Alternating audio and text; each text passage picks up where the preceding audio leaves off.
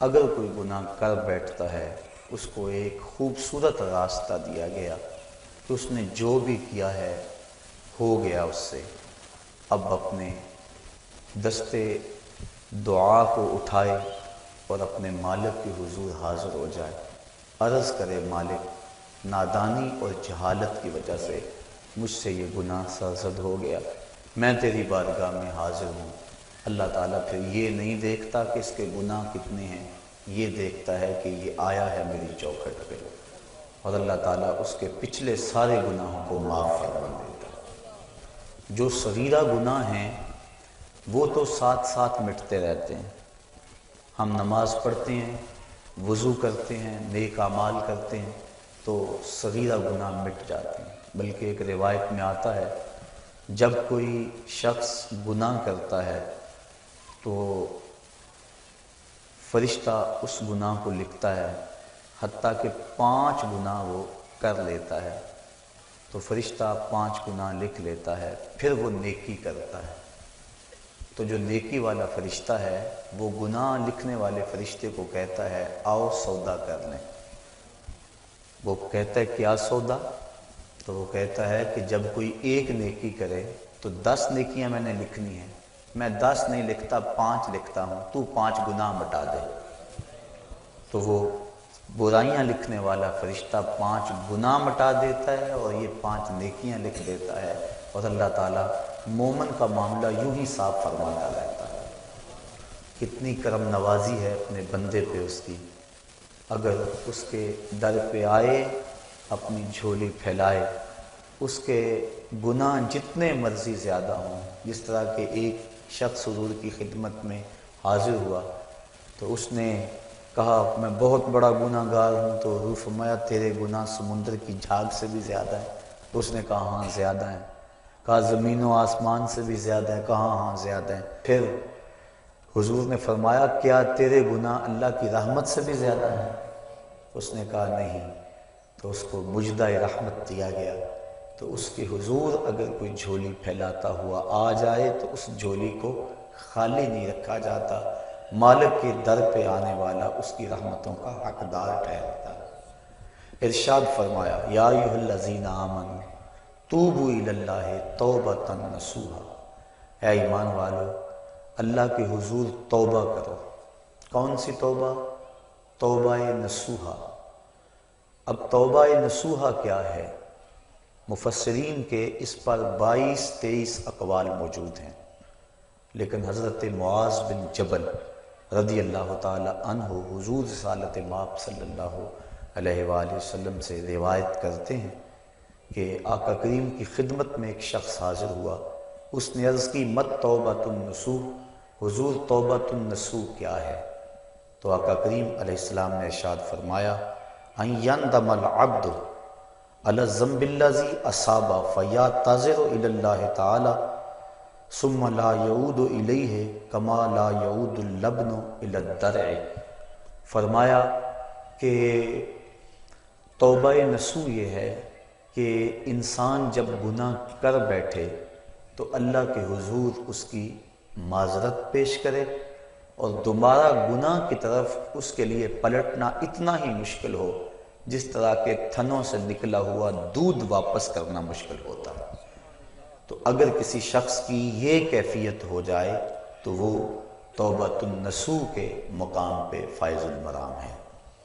حضرت علی المرتضیٰ رضی اللہ تعالی عنہ تشریف فرما تھے کہ ایک اعرابی آیا، اس نے استغفار طلب کرتے ہوئے کہا اللہم انی استغفرک و اتوب الیک، اے اللہ میں تیری بارگاہ میں استغفار طلب کرتا ہوں اور تجھ سے رجوع کرتا ہوں۔ حضرت علی المرتضیٰ رضی اللہ تعالی عنہ نے فرمایا جھوٹوں والی توبہ نہ کرو۔ عرض کی کہ یہ جھوٹوں والی توبہ ہے؟ فرمایا ہاں، زبان سے استغفار پڑھنا لیکن استغفار دل میں نہ اترے۔ ایک حدیث شریف کے الفاظ ہیں التائب من الذنب کمن لا ذنب لہ والمستغفر من الذنب وہو مقیم علیہ کالمستہزئ بربہ۔ گناہ سے توبہ کرنے والا ایسا ہے جس طرح اس نے گناہ کیا ہوا ہی نہیں۔ اور استغفار کرنے والا اور گناہ کے اوپر وہ جمع ہوا ہے لیکن گناہ نہیں چھوڑتا اور استغفار کیے جا رہا ہے، فرمایا وہ ایسا ہے جس طرح اپنے رب سے مذاق کر رہا ہے۔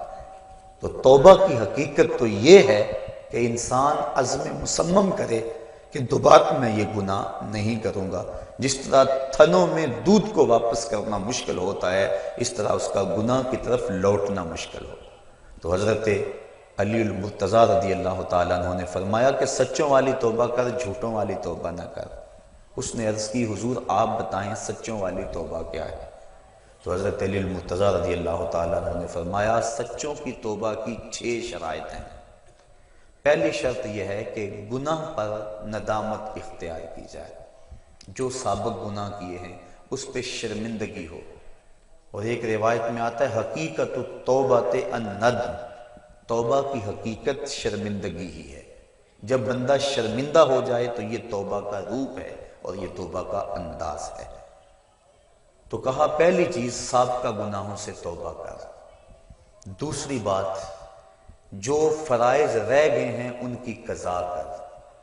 توبہ کرنے سے پچھلی نمازیں اور جو فرائض اور روزے رہ گئے ہیں وہ معاف نہیں ہو جاتے، بلکہ توبہ تو اس بات کی ہے کہ جو وقت پہ میں نہیں پڑھ سکا اے اللہ وہ مجھے معاف کر دے، آئندہ میں وعدہ کرتا ہوں کہ جو میرے ذمے قرض ہے میں اس کو ادا کروں گا، اور نمازیں روزے اور دیگر جو تیرے حقوق ہیں میں ان کو ادا کروں گا۔ تو فرائض جو رہ گئے ہیں ان کی قضا کرے۔ تیسری شرط کسی کا قرض دینا ہو تو اس کو ادا کرے۔ چوتھی شرط کسی کے ساتھ جھگڑا کیا ہوا ہو تو اس سے معذرت کرے۔ پانچویں شرط جس طرح توبہ سے قبل گناہ کر کر کے اپنے نفس کو موٹا کیا اور قوی اور طاقتور بنایا، اب توبہ کا حق یہ ہے کہ تو اللہ کی اطاعت اور فرما برداری کر کے نفس کو ایسے ہی کمزور کر اسے رگڑا دے۔ اور چھٹی شرط یہ ہے کہ آئندہ گناہ نہ کرنے کا عزم مصمم کر لے۔ کہا اگر یہ 6 شرطیں تیری توبہ کے اندر موجود ہیں تو وہ تو سچا توبہ کرنے والا ہے، ورنہ تو زبان سے استغفار پڑھنے والا ہے، تیری توبہ سچی نہیں ہے۔ تو توبہ سچی یہی ہے کہ انسان خلوص کے ساتھ ان شرائط کے ساتھ اللہ کے حضور رجوع لائے۔ اور جب بندہ اللہ کے حضور رجوع لے آتا ہے تو پھر اس کے گناہ جتنے مرضی ہوں اللہ تعالیٰ معاف فرما دیتا ہے۔ آپ نے بنی اسرائیل کے اس شخص کا قصہ سنا ہوگا، کتب صحاح میں موجود ہے، بخاری و مسلم میں موجود ہے، کہ جس نے 99 قتل کیے تھے اور پھر اس کے دل میں احساس جاگا کہ میں بڑا ظلم کر بیٹھا ہوں۔ اس وقت کے ایک راہب کے پاس گیا جو عبادت گزار تھا، اس کو جا کے کہا میں 99 اشخاص کا قاتل ہوں، اب توبہ کے لیے دل میں آرزو پیدا ہوئی ہے، بتاؤ میرا رب مجھے معاف کر دے گا؟ تو اس نے کہا نہیں اتنے قتل اور معافی یہ کیسے ہو سکتا ہے، چونکہ وہ خشک زاہد تھا، علم کے نور سے مالا مال نہیں تھا۔ اس نے کہا نہ معافی نہیں ہے۔ اس نے کہا جب معافی نہیں ہے تو پھر 99 کیا اور 100 کیا؟ اس نے اس کو بھی قتل کر دیا، اور حدیث میں آتا ہے 100 کی تعداد پوری ہو گئی، لیکن دل میں جو امنگ پیدا ہوئی تھی، تڑپ تھی، وہ بدستور موجود تھی، وہ اس کو چین سے نہیں بیٹھنے دے رہی تھی۔ پھر کسی کے پاس گیا، مجھے بتاؤ میں توبہ کرنا چاہتا ہوں، کوئی راستہ بتاؤ۔ کسی نے کہا فلاں بستی میں اللہ کے کچھ بندے رہتے ہیں، تو جا ان کے پاس چلا جا اور ان کے ساتھ مل کے عبادت کر، اللہ تیرے گناہوں کو معاف فرما دے گا۔ جہاں اللہ والے ہوں وہاں اللہ کی رحمتیں برستی، اور اہل اللہ کے قریب جا کے توبہ کریں تو توبہ جلد قبول ہوتی ہے۔ ایک بزرگ فرماتے ہیں کہ میں جا رہا تھا بازار میں تو ایک شرابی نالی میں گرا ہوا تھا، مجھے ترس آیا، میں نے شفاف پانی منگوایا اور اس کو نالی سے اٹھوا کر اس کا منہ دھویا۔ انسان ہے اور یہ گندی نالی کے اندر گرا ہوا ہے اور گندا پانی اس کے منہ سے لگ لگ کے گزر رہا ہے، مجھے ترس آیا اس پر، میں نے اس کا منہ دھو دیا۔ پھر میں چلا گیا۔ تہجد کے وقت جب میں مسجد میں گیا تو کیا دیکھتا ہوں کہ وہ شرابی مصلی پہ کھڑا ہے۔ میں نے کہا مالک یہ شرابی اور میں اس کو مصلی پہ دیکھ رہا ہوں؟ کہا میرے بندے تو نے اس کا منہ دھو دیا تھا، میں نے اس کا دل دھو دیا۔ تو اللہ کے حضور جب بندے اس کے بندوں کی وساطت سے آتے ہیں تو پھر کرم اور دوبالا ہو جاتا ہے۔ تو توبہ میں اہل اللہ کی صحبت کی بڑی اہمیت ہے۔ تو وہ بندہ جس نے 99 اشخاص کا قتل کیا تھا وہ اللہ والوں کی بستی کی سمت چل پڑا۔ ابھی کچھ فاصلہ طے ہوا تھا کہ موت کا وقت مقرر ہے، موت آ گئی۔ جنت کے فرشتے بھی آ گئے، جہنم والے فرشتے بھی آ گئے۔ دونوں کا تقاضا تھا کہ یہ ہمارا ہے۔ جنتیوں کی دلیل یہ تھی کہ توبہ کرنے جا رہا ہے، جہنمی کہتے تھے کہ ابھی پہنچا نہیں ہے، ابھی اس نے توبہ کی نہیں ہے، ابھی تو محض ارادہ اور عزم ہے، 100 اشخاص کا قاتل ہے، ہم ان بدبودار ٹاٹوں میں لپیٹ کر اس کی روح کو سجین میں لے جائیں گے۔ جب دونوں فرشتوں کا باہمی تکرار ہوا تو اللہ تعالیٰ نے ایک تیسرے فرشتے کو بطور فیصل ان میں بھیجا اور فرمایا کہ یہ جو فیصلہ کرے اسے قبول کر لینا۔ تو اس نے فیصلہ کیا کہ زمین کو ماپ لو، اگر آگے زیادہ ہوئی تو پھر اس کو جہنم والے لے جائیں، اور اگر پیچھے زیادہ ہے، زیادہ فاصلہ کر آیا ہے اور اللہ والوں کی بستی کے زیادہ قریب ہے تو پھر جنت والے فرشتے لے جائیں۔ اور جب فاصلے ماپے گئے تو آگے کا فاصلہ زیادہ تھا، پیچھے فاصلہ جو ہے ابھی تھوڑا طے ہوا تھا، لیکن اللہ تعالیٰ نے زمین کو حکم دیا آگے سے سمٹ جا، پیچھے سے پھیل جا۔ اس طرح زمین آگے سے سمٹ گئی اور پیچھے سے پھیل گئی، اس کو جنت کے فرشتوں کے سپرد کر دیا گیا۔ اور ایک روایت کے لفظ ہیں کہ جب وہ گرا، موت آئی، روح قبض ہونے لگی تو گرا، تو اس کو اتنا اشتیاق تھا اللہ والوں کی بستی کے قریب پہنچ کا، اللہ والوں کے پاس جا کر توبہ کرنے کا، کہ وہ مرتے مرتے بھی اپنے آپ کو گھسیٹ کے آگے کرتا رہا، اور وہ ایک بالشت اپنے سینے سے اپنے آپ کو گھسیٹ کے اس نے آگے کیا، اور جب اس کا فاصلہ ماپا گیا تو وہی ایک بالشت تھی جو اللہ والوں کی بستی کے زیادہ قریب تھا۔ تو اللہ تعالیٰ جل شانہ نے اس کی مغفرت فرما دی۔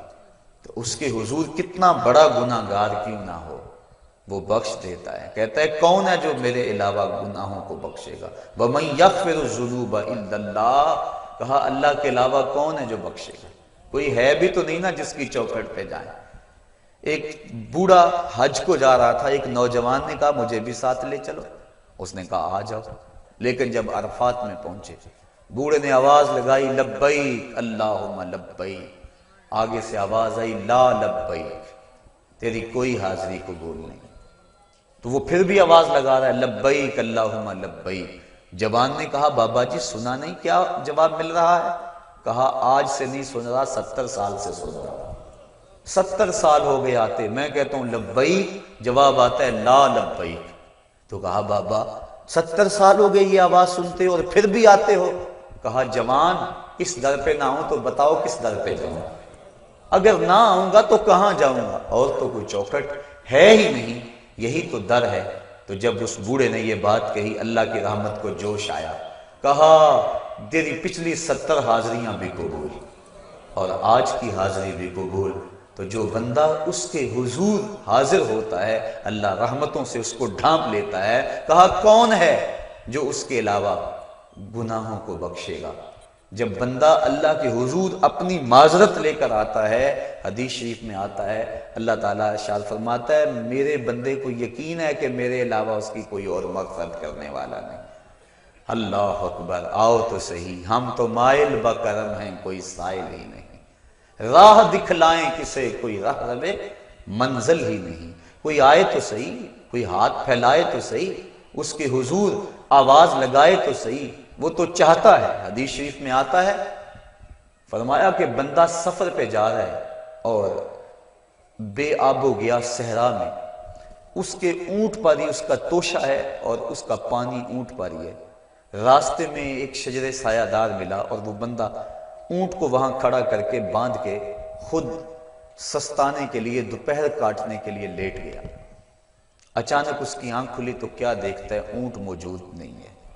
صحراؤں میں اگر اونٹ گم گیا اور تو کہیں پانی ملے گا نہیں تو سیدھی سادھی موت ہے. وہ دائیں بائیں ڈھونڈتا ہے، تلاش کرتا ہے، لیکن اونٹ نظر نہیں آتا. وہ دوبارہ اس کے تنے سے ٹیک لگا کے بیٹھ جاتا ہے موت کے انتظار میں کہ اسی اثناء میں اس کی آنکھ لگ جاتی ہے. پھر آنکھ کھلتی ہے تو کیا دیکھتا ہے کہ اونٹ ماں ساز و سامان کے سامنے کھڑا ہے. پھر بتائیے وہ بندہ کتنا خوش ہوتا ہے اور خوشی میں کہتا ہے اللہم انتا عبدی وانا ربک، اے اللہ میں تیرا رب اور تو میرا بندہ. کہنا تو اس کو یہ چاہیے تھا کہ اے اللہ میں تیرا بندہ اور تو میرا رب، لیکن اس کو خوشی اتنی ہوئی. وہ کیا کسی نے کہا تھا کہ کسی کے آنے سے ایسے ہوش اڑے ساقی کے، شراب سیخ پہ ڈالی اور بوتل میں کباب، الٹ گیا نا، خوشی اتنی ہو گئی. ہم اتنے خوش ہوئے کہ پریشان نظر آئے، تو ایسی حالت بھی ہو جاتی ہے بعض اوقات. تو اس نے اس قدر خوشی اور مسرت کے عالم کے اندر کہا اللہم انت عبدی، اے اللہ تو میرا بندہ، وانا ربک، اور میں تیرا رب. یہ اس کی خوشی کا انداز ہے، شدت فرحت ہے جس کو حضور نے بیان فرمایا. فرمایا صحابہ بتاؤ اس کو کتنی خوشی ہوئی؟ عرض کی حضور بڑی خوشی ہوئی.